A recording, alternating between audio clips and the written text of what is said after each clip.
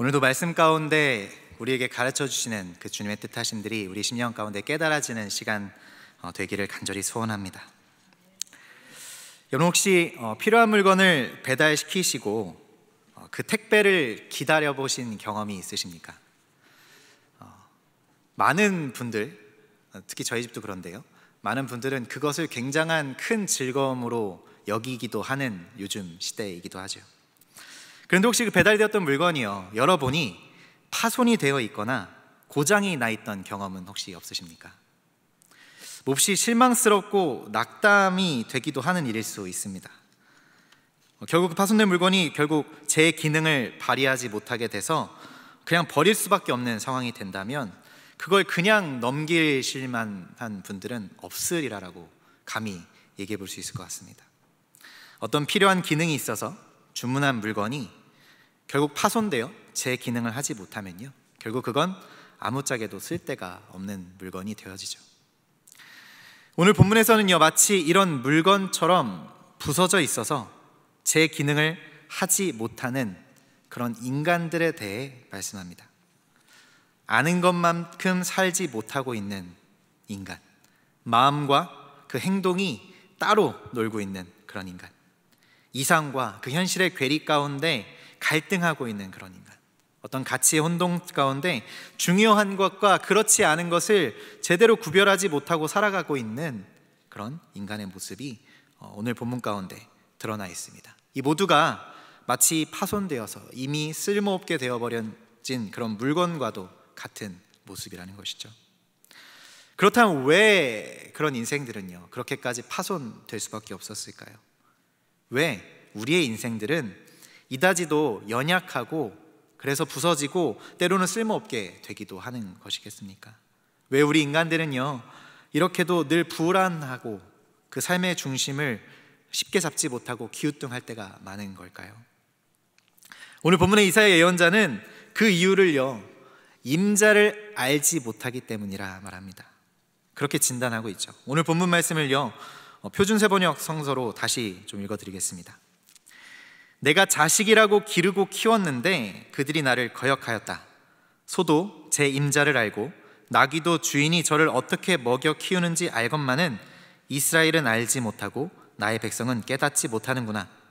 슬프다. 죄 지은 민족, 허물이 많은 백성, 흉악한 종자, 타락한 자식들, 너희가 주를 버렸구나. 이스라엘의 거룩한 분을 업신여겨서 등을 돌리고 말았구나. 어찌하여 너희는 더 맞을 일만 하느냐? 어찌하여 여전히 배반을 일삼느냐? 머리는 온통 상처투성이이고 속은 온통 골병이 들었으며 발바닥에서 정수리까지 성한 데가 없이 상처난 곳과 매맞은 곳과 또 새로 맞아 생긴 상처뿐인데도 그것을 짜내지도 못하고 싸매지도 못하고 상처가 가라앉게 기름을 바르지도 못하였구나. 오늘 말씀 전해준 이사야는요, 이스라엘 북왕조가 아수르에게 멸망당할 때에 남왕국 유다에서 예언하고 있던 예언자입니다. 그는 우시야, 요담, 아하스, 히스기야 등의 왕이 다스리던 시기에 살았던 사람이고 약 50여 년간 예언을 해왔습니다. 유대교의 그 전승에 따르면 이사야는 그의 아버지가 아모스인데 아마샤 왕의 형이었기 때문에 따지고 보면 우시야 왕의 조카 정도 되었다라고 합니다. 왕족이면서 궁중의 귀족 출신이라는 것이죠. 유대 탈무드의 그 전설에 따르면요, 이사야는 그 므낫세 왕의 우상 숭배 법령에 항거하다가 붙잡히게 되어 두 널판지 사이에 붙들어 매인 후에 톱으로 켜서 죽는 순교를 당했다라고 전해집니다. 이사야의 부름 받음은요, 그 백성의 마음이 완악해져서 마침내 결국 멸망하리라는 것을 예언하는 일이었습니다.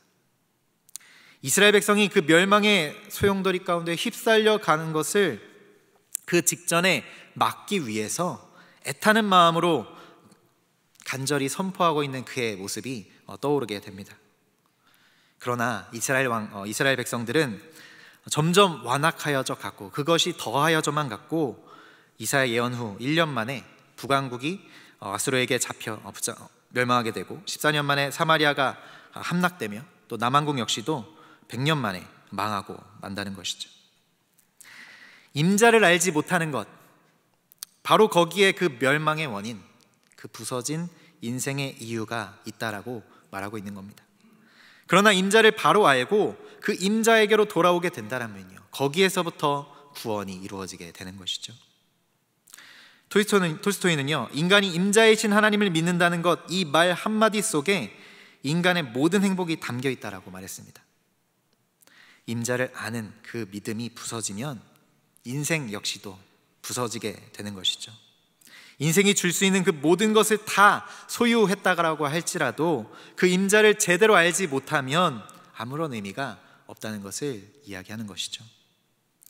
임자를 제대로 알고 주인을 제대로 알고 살아가는 것이, 그래서 우리 그리스도인에게는 너무나 중요한 것입니다. 그렇다면 임자를 아는 것이 과연 무엇이겠습니까? 말씀 몇 가지 함께 나누면서 은혜를 함께 나눠보고자 합니다. 먼저 임자를 아는 것은 하나님이 우리의 인생과 우리의 생명의 주인이신 것을 믿는 겁니다. 우리의 인생에, 우리의 그 생명의 그 임자를 바로 아는 것, 이것이 너무나 중요합니다. 오늘 본문에서 하나님은 내가 자식이라고 이스라엘 백성들을 키웠는데 그들이 나를 거역했다라고 하시면서 소도 제 임자를 알고 나귀도 제 주인을 어떻게 먹여 키우는지 아는데 내 백성 이스라엘은 깨닫지 못한다. 너희가 주를 버렸구나, 하나님을 업신여겨 등을 돌렸구나 하고 탄식하고 있습니다. 한마디로 임자를 모르는 짐승만도 못한 존재라고 이스라엘 백성들에 대하여서 혹독하게 이야기하고 계신 것이죠. 사랑하는 여러분, 우리는 과연 우리의 그 생명의 임자를, 나의 주인을 하나님으로 분명히 믿고 인정하며 살아가고 있습니까?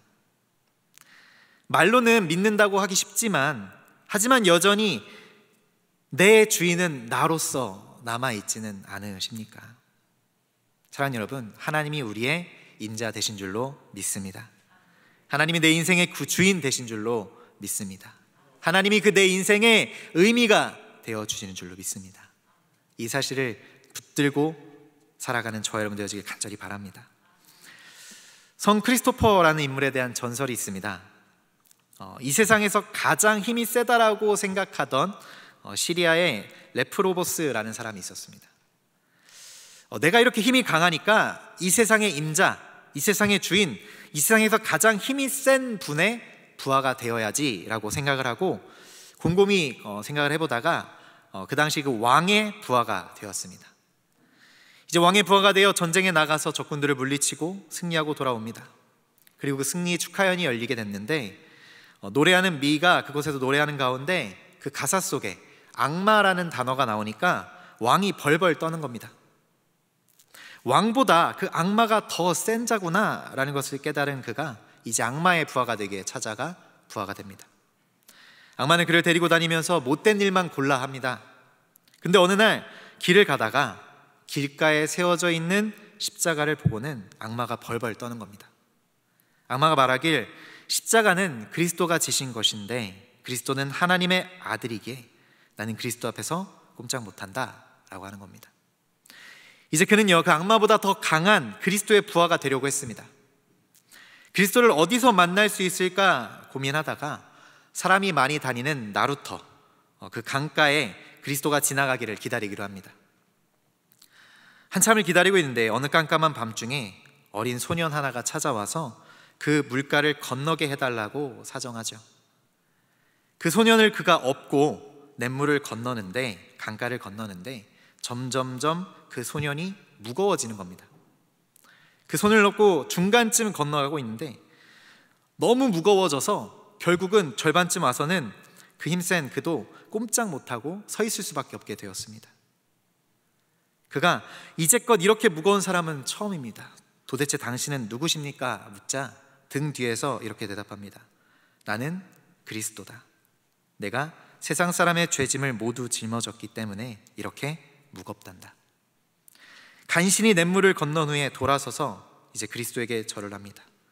그러자 그리스도는 간 곳이 없었고 레프로보스의 몸에선 광채가 났다는 것이죠. 그렇게 그가 그리스도인이 되었고 제자가 되었다는 겁니다. 그래서 그리스도를 등에 짊어지고 갔다라는 의미로서 성 크리스토퍼라고 불리게 되었다라는 이야기입니다. 자신의 그 인생과 그 생명의 임자가 누구인지를 그가 분명히 깨달을 수 있게 되었다는 것이죠. 내 인생의 주인은 오직 하나님 한 분이십니다. 하나님을 임자로 모실 바로 그때에야 우리는 제대로 된 인생의 모습들을 살아갈 수 있다는 것이죠. 참 평안이 거기에 깃들일 수 있게 되는 것입니다. 임자를 바로 아는, 그리하여 우리 인생 가운데 참 평안 가운데 걸어가시는 저와 여러분 모두 되어주시기를 간절히 주님의 이름으로 축원합니다. 사도 바울 역시도요, 로마서 14장에서 이렇게 고백합니다. 우리 중에 누구든지 자기를 위하여 사는 자가 없고 자기를 위하여 죽는 자도 없도다. 우리가 살아도 주를 위하여 살고 죽어도 주를 위하여 죽나니 그러므로 우리가 사나 죽으나 나는 주의 것이로다. 이를 위하여 그리스도께서 다시 사셨으니 곧 죽은 자와 산 자의 주가 되려 하심이라. 아멘. 나는 주의 것, 나의 임자가 우리 주님이심, 이것을 그는 증언하고 있는 것이죠. 바울은 생명의 임자가 주님이심을 믿고 의지하여서 그의 삶 가운데 승리하며 나갈 수 있었다는 겁니다. 그 주님만이 우리의 생명의 주인이심을, 우리 인생의 주인이심을, 임자이심을 바로 아는 저 여러분 되어지기를 간절히 바랍니다. 임자를 아는 것은요, 또한 우리에게 있는 그 모든 것의 소유가 누구이신지를 분명히 아는 겁니다. 우리에게 있는 모든 물질과 그 소유의 주인이 하나님이시고 우리는 청지기임을 고백하는 것이죠. 모든 재물의, 모든 소유의 임자가 누구이신지를 분명히 알고 살아가는 우리 모두가 될 수 있기를 간절히 소원합니다. 이 청지기, 이 오이코노모스라는 말은요, 집이라고 하는 오이코스라는 말과 집의 규칙, 원리 등을 말하는 법이라는 것을 말하는 노모스라는 말의 합성어입니다. 원래는요, 많은 재산을 소유한 사람이 그 자기 재산을 관리하기 위해서 고용한 사람을 뜻하는 말이었죠. 처음에는 그래서요, 원래는 그리고 높은 주의를 뜻하는 말이 아니었습니다. 사실은 거의 모욕적인 의미가 담겨져 있는 그런 지위였는데 예수님께서 가르쳐 주신 덕분에 아주 고상하고 명예로운 지위가 될 수 있었죠. 이 본문의 임자를 모르는 백성 이스라엘에게는요, 그들이 소유한 그 모든 것이 무너지고 있었습니다. 박살나고 있었습니다. 땅이 황폐해지고요, 성읍이 불타고 그들의 기르는 모든 농산물들이 약탈당하고 포위당해 버리고 있다는 것이죠. 우리 그리스도인들은요, 모든 재물의 주인이, 그 모든 소유의 주인이 하나님이심을 믿는 사람들입니다. 근데 오늘날 세상에서는 무엇이라고 얘기합니까? 이 세상은요, 크게 두 가지로 소유에 대해서 이야기합니다. 한 가지는 자본주의가 있고요, 한 가지는 공산주의가 있겠죠. 자본주의에서는요, 세상의 부는 그것을 모은 사람의 것, 내가 산 것은, 내가 번 것은 내 소유라고 말을 합니다. 사실 우리에겐 참 자연스럽게 들리는 말일 수 있겠죠. 반면에 공산주의는요, 세상의 부는 사회의 것이라고 말합니다. 그래서 모든 사람이 나눠 가져야 하고 그 관리를 국가가 하면서 그래서 공정하게 분배해야 한다라고 말하죠. 이 말도요, 이론만 보면 꽤나 훌륭하고 합리적으로 들릴 수도 있습니다. 그러나 이 두 가지 철학 그 모두도요, 인류의 문제들을 해결해 주지는 못합니다. 죄의 문제, 전쟁의 문제, 불의의 문제, 폭력과 시기와 징후와 압제 등의 그 문제들, 인간 사이에 있는 그 문제들은요, 이 세상의 철학들이 도저히 해결할 수가 없다는 것이죠. 성서는 그래서 이것에 무엇이라고 말씀합니까? 성서는 모든 것이 하나님에 의해 창조되었다 선언합니다. 개인의 소유가 될 수 있는 것 혹은 사회의 소유가 될 수 있는 것이 없다라고 이야기합니다. 그 모든 것을 하나님께서 인간에게 내어주신 적이 없지요. 하나님이 여전히 만물의 주인이십니다. 하나님이 여전히 만물의 소유주라는 것입니다. 믿지 않는 사람들은요, 자신이 모든 것을 소유할 수 있고 자신이 원하는 대로 사용할 수 있다라고 생각할 수 있습니다. 하지만 우리 그리스도인들은 그 모든 것이 하나님께 속해 있고 그래서 그런 관점으로 살아가야 한다라고 믿고 살아가는 것이죠. 이것이 믿는 자와 그렇지 않은 사람의 차이입니다. 이 세상이 하나님의 소유인 것은요, 두 가지 까닭 때문입니다. 하나는 하나님이 만드셨기 때문이죠. 또 한 가지는요, 하나님께서 구속하셨기 때문입니다. 주님이 피로 값주고 다시 사셨기 때문이라는 겁니다. 그래서 하나님이 소유자이시고요, 왕이시고 통치자라는 겁니다. 그래서 우리는 주기도문을 기도할 때마다 나라와 권세와 영광이 영원히 하나님께 있다 고백하고 기도하는 것이죠. 사랑하는 여러분, 우리의 모든 것이 하나님의 것인 줄로 믿습니다. 하나님을 믿는다라면요, 하나님의 소유권을 발휘하지 못하게 하는 그런 어리석음들을 우리는 경계해야만 합니다. 그 모든 것이 하나님의 것이기 때문에 하나님께서 그 소유권을 마음껏 휘두를 수 있도록 내어드릴 수 있어야 하는 것이죠. 우리가 가지고 있는 만물이 하나님의 것일 뿐만 아니라 우리 자신 역시도 하나님의 것입니다. 그 모든 것이 하나님의 것이죠. 하나님께서 여러분에게 맡겨서 관리하게 하시는 것뿐이라는 겁니다. 선악과 사건에서요, 하와는 이것을 몰랐습니다. 그래서 타락하게 되죠. 선악과는 하나님의 것입니다. 나 또한 하나님의 것입니다. 그렇기 때문에 따먹을 수 없습니다. 이렇게 했어야 하는데 그렇지 못했기 때문에 결국 죄가 그간에 들어오게 되었다는 겁니다. 우리는 다만 청지기일 뿐이라는 것이죠. 우리 시대의 고난과 그 어려움을 통해 하나님은 우리가 청지기임을 계속해서 일깨워 주십니다. 청지기는요, 이제 되어지는 것이 아니라 이미 우리 청지기 삼으셨다는 겁니다. 이 같은 믿음으로 우리가 우리의 삶을 온전히 지켜나가며 승리하실 수 있기를 간절히 주님의 이름으로 축원합니다. 특별히 오늘은 재무부 헌신 예배로 드려지고 있습니다. 사실 재무부를 생각하며 말씀을 준비할 때 이렇게 각인되어서 마치 각인되는 것처럼 떠올라서 떠나지 않는 단어가 이 청지기라는 단어였습니다. 교회 재정을 관리하고 사용하시는 일 가운데 이런 청지기로서의 사명을 감당하시는 그 재무부의 그 아름다운 헌신을 우리 주님께서 참 기뻐하시리라고 믿습니다. 이제 우리 모두도요, 이 물질의 임자를 바로 알고 살아가면서 주님의 꿈과 비전에 쓰임받을 수 있는 그런 모든 성도님들 되시기를 간절히 주님의 이름으로 부탁드립니다. 마지막으로 임자를 아는 것은요, 주인이신 하나님의 마음에 합한 일을 위하여 살아가는 것을 말합니다. 기회가 있을 때마다 하나님의 그 선한 일로 선한 영향력을 끼치며 살아가기를 애쓰는 것이 임자를 아는 우리 삶의 모습인 것이죠. 하나님께서 우리 가운데 얼마를 남겨놓지 않았다라면요, 소돔과 고모라 같았을 것이다. 오늘 본문 9절 가운데 이렇게 얘기하죠. 우리는 시간에 대한 청지기입니다. 역사에 대한 청지기이기도 합니다. 그럼에도 우리는 참 많은 시간들을 청지기로서 잘 지키지 못하고 때론 낭비하기도 했죠. 또한 우리는 기회에 대한 청지기이기도 합니다. 그러나 우리는 많은 기회들을 날려버리고 지나보내기도 한다는 것이죠. 하나님 우리에게 구하시는 것, 그것을 우리를 위하여서 늘 청지기로서의 우리의 삶을 감당해 살아가야 하는 것이죠. 하나님께 우리에게 기뻐하시는 일, 그 선한 일, 그 선한 영역을 위한 그 일들 가운데 성도로서 쓰임받을 수 있는 우리 모두가 될 수 있어야 한다는 것입니다.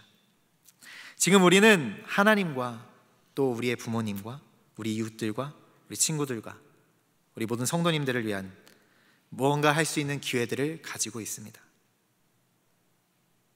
여러분, 주변 이웃들을 사랑하십니까?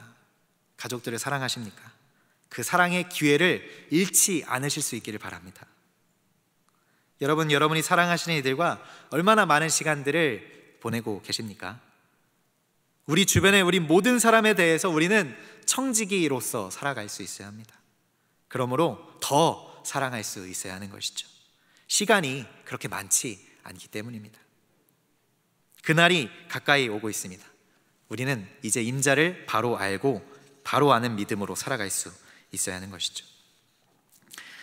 이런 이야기가 있습니다. 정자나무 아래에 어떤 한 수도사가 쉬고 있었는데 그 마을 사람 한 사람이 헐레벌떡 달려와서 수도사에게 보석을 달라 요구합니다.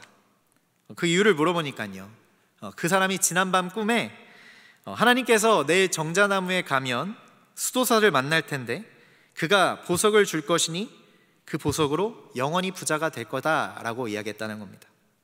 그래서 헐레벌떡 달려오는 길이라는 것이죠. 그 수도사는 그 얘기를 듣고 자기 짐에서 길에서 주운 것이라고 말하면서 커다란 다이아몬드 하나를 내주었습니다.